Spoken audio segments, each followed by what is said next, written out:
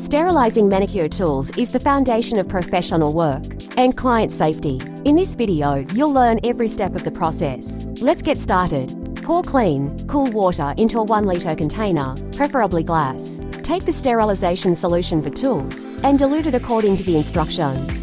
Currently, we are using Optimax, so we dilute 20 milliliters of the solution in 1 liter of water. The first step is disinfection. Immediately after use, immerse your tools in a prepared disinfectant solution. Make sure all parts of the tools are fully submerged in the solution.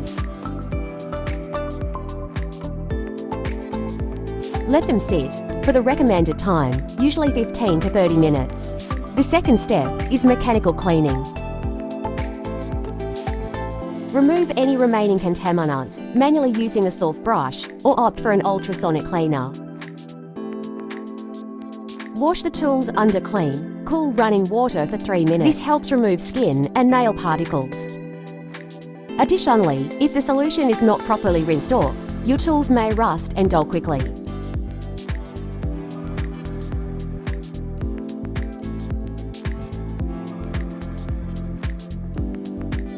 The third step is drying. Tools must be completely dry before sterilization to prevent corrosion and ensure proper equipment operation. This usually takes several hours, so we leave the tools overnight.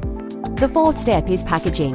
Inspect the tools for cleanliness and damage, then place them in special sterilization pouches. This protects them from recontamination after sterilization.